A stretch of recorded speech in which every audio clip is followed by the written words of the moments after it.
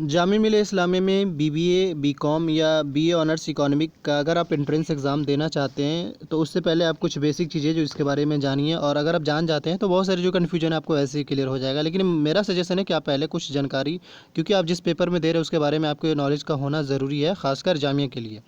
तो वही अगर हम बीबीए या फिर बीकॉम ऑनर्स की बात कर ले, बीबीए यानी कि बैचलर ऑफ बिजनेस एडमिनिस्ट्रेशन।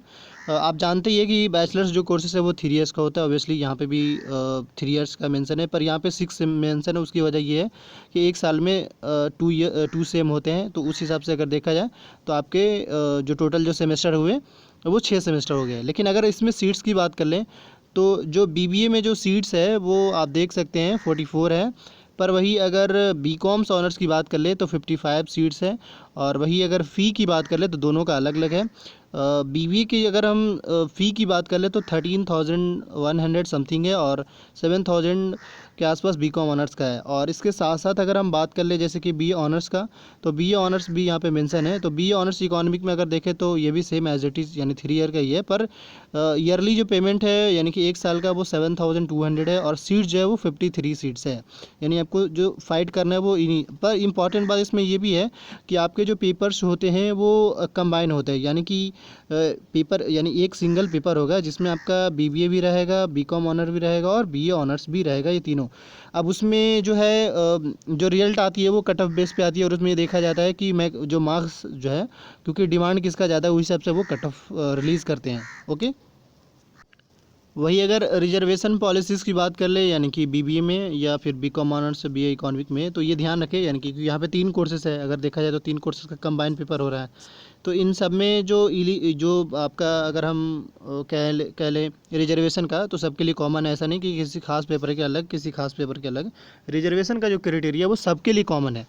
तो उसमें बता दें आपको, सबसे पहला जो है आपको 30% जो सीट्स जो है वो रिजर्व है मुस्लिम स्टूडेंट्स के लिए कह सकते हैं। और जो अगेन जो 10% जो सीट्स जो रिजर्व है वो मुस्लिम में जो गर्ल्स है यानी मुस्लिम वेमेन के नाम से है। जामिया उनको मुस्लिम वेमेन के नाम से कंसिडर करती है, तो उनका यहाँ पे 10% का है।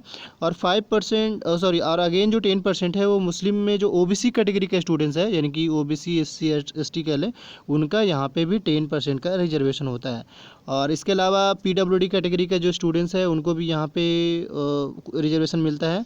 और अगेन जो जिसके अंदर डिसेबिलिटीज होता है, चाहे वो किसी भी टाइप का हो सकता है, तो उनको भी यहाँ पे रिजर्वेशन मिलता है 5% का। और अगर कोई स्पोर्ट्स में स्पेशल हो तो उनको भी यहाँ पे रिजर्वेशन का फ़ायदा मिलता है, यानी उनको भी यहाँ पे रिजर्वेशन मिलता है। इसके अलावा जो रिमेनिंग कह सकते हैं मतलब ओवरऑल 50% जो रिजर्वेशन है वो जनरल कैटेगरी के लिए स्टूडेंट्स के लिए है यहाँ पे रिजर्वेशन का पॉलिसीज। तो मेरे ख्याल से आपको रिजर्वेशन की पॉलिसी समझ में आ गया होगा।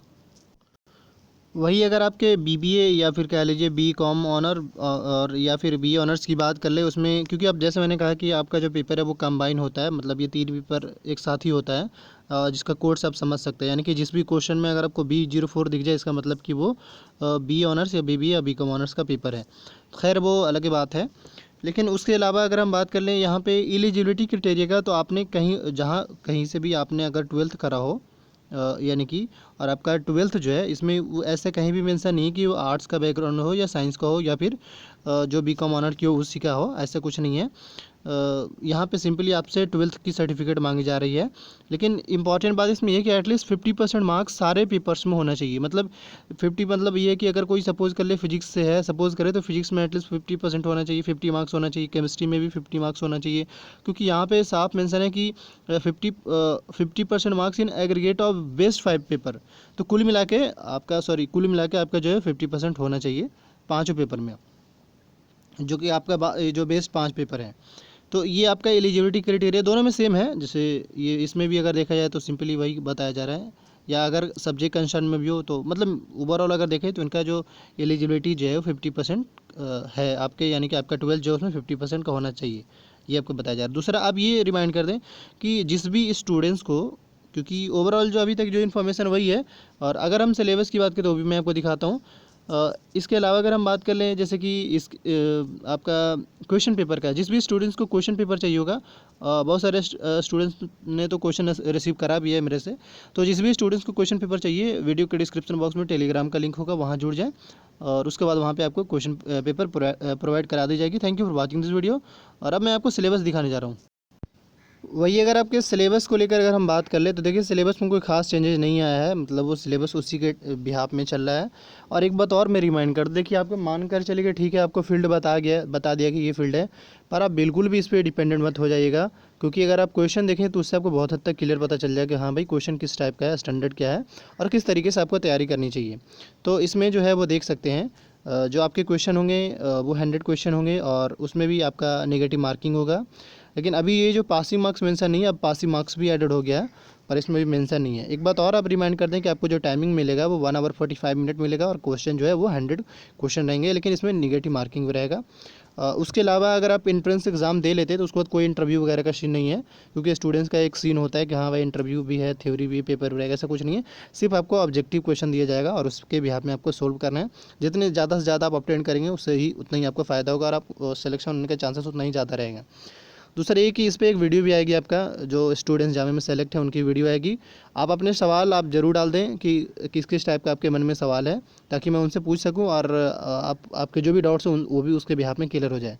टिप्स की अगर हम बात कर ले तो सिंपली आप एक तो वो सिलेबस के थ्रू जाइए और क्वेश्चन पेपर पर जाइए और अपना एक स्टडी मटेरियल तैयार करिए। इसका मतलब ये है कि जितने भी टॉपिक्स हैं क्योंकि जो क्वेश्चन है यानी कि एटलीस्ट हर क्वेश्चन पे एक टॉपिक तो बनेगा ही बनेगा, तो आपको टॉपिक के हिसाब से आपको टॉपिक लिखना है क्वेश्चन के हिसाब से, और उसके बाद जो है फिर आपको ये समझने की कोशिश करना है कि आखिर इसका फील्ड क्या है। फिर आफ्टर डेट आपको फिर ये करना है कि जितने भी टॉपिक्स बने उसी हिसाब से आपको मटेरियल तैयार कर लेना है, उसके अलावा उसके बियॉन्ड में तैयार कर लेना है।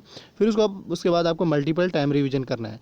और वैसे भी देखिए मैथमेटिक्स का तो पार्ट होगा ही, तो आप मैथ्स का पार्ट तो बहुत आराम से कर सकते हैं, मतलब ये कि उसमें आपको प्रैक्टिस का होना ज़रूरी है। सो चीज़ें बहुत हद तक मैं आपको समझाने की कोशिश कर रहा हूँ। और इस पर मैंने फिर से कर दिया, एक वीडियो आएगा ही आएगा। अभी आपके एप्लीकेशन फॉर्म नहीं है, आप घबराए नहीं, आपको बस फिलहाल अपडेटेड रहना है। जैसे ही आता है आपको बता दिया जाएगा, क्योंकि डे बाय डे हम अपडेटेड रहते हैं। Thank you for watching this video. Jamia को लेकर और अगर एएमयू को लेकर अगर आप अपडेटेड रहना चाहते हैं तो इस यूट्यूब चैनल को जरूर सब्सक्राइब कर ले। क्वेश्चन पेपर के लिए जैसे मैंने कहा है वीडियो के डिस्क्रिप्शन बॉक्स में टेलीग्राम का लिंक हो, वहाँ ज्वाइन कर ले। Thank you.